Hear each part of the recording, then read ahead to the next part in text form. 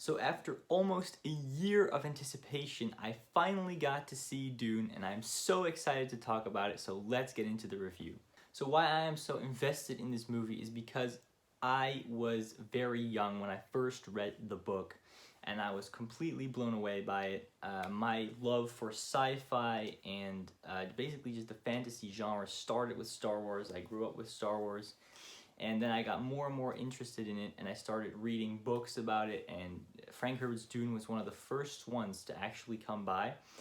And personally, the book is amazing, and even the 1985's adaptation is also not bad in terms of the movie. It's not a great movie. It's one of the movies that gets talked about a lot. Some people love it, some people hate it, but I guess that's just with every movie.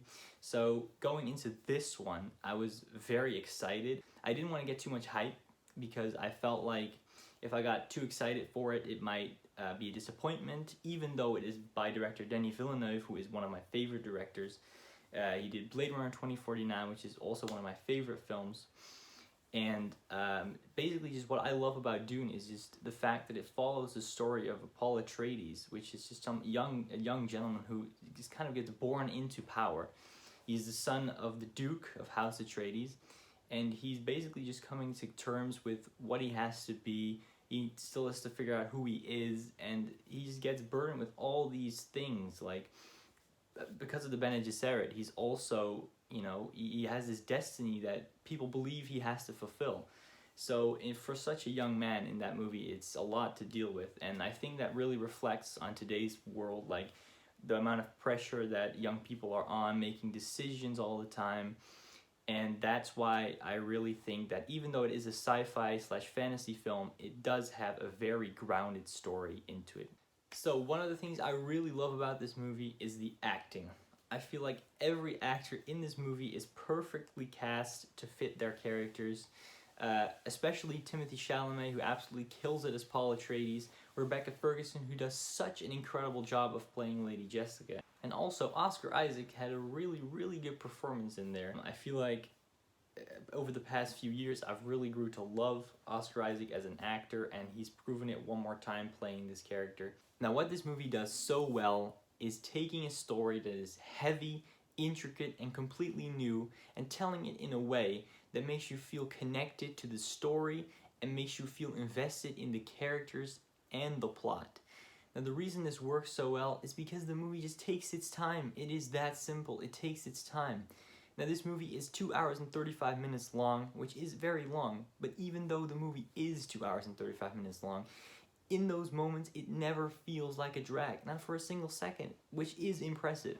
What's also incredible about this movie is even though Paul Atreides is our main character, it also very often puts Dune center stage, which means that I often felt like Dune was, the main focus of the story, and our characters were just people living in it, and that wasn't the complete story, which I think is very unique because, when you go into a movie, you usually think, oh, this is about this character, oh, this is about that character. Having read the book, I do think it's a very good idea that they made it into two, or they're going to make it into two movies and not one, mainly because in the end, a lot of the scenes in the first half of the movie would have gotten cut in the editing room and wouldn't have made the final cut, which is very sad because I feel like definitely in the start of the movie, you need to get acquainted to these characters, you need to get to know them, and there's a lot of scenes in there that really make me feel and care about those characters.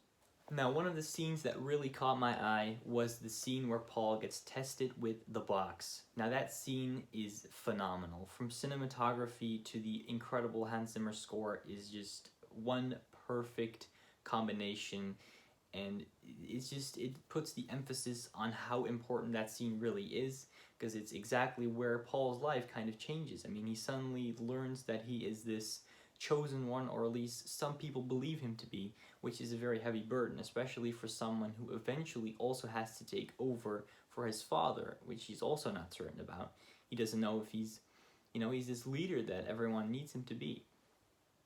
And the reason that scene is so good is just the entire sequence is actually just incredible. Like from the start where the Reverend Mother gets out of her ship, and from the end of the scene where she gets back onto her ship and she has this little talk with Lady Jessica, and Paul obviously overhears them. I feel like that works so well, and the score under that just makes it feel so much more alive, and it makes you feel like you're actually standing right there next to them. Now, aside from the performances from Timothée Chalamet and Oscar Isaac, I do have to say that I think that Rebecca Ferguson played an incredible Lady Jessica. Now, I'm usually not a big fan of Rebecca Ferguson, but she definitely killed it in this role, and she was one of the standouts for me.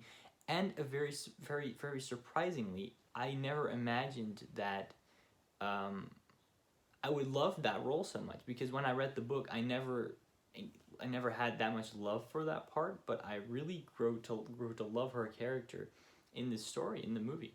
So that was definitely a big surprise for me. Even though there are not many things that I didn't like about this movie, I do want to say that this movie is not for everyone, which kind of feels weird saying that, because there's not a single movie out there that everyone loves. But this movie in particular is one of those movies that you either love or you hate, because it's a movie that is long. It's a movie that focuses on story, which is something we're not really used to anymore these days. We're used to quick action, quick cuts. And I think this movie really highlights what cinema still can be. So if you're going into this movie expecting to see gunfire, fight scenes every 2 minutes, you're not going to the right movie. Now, with all of that being said, I would give this movie an 8.5.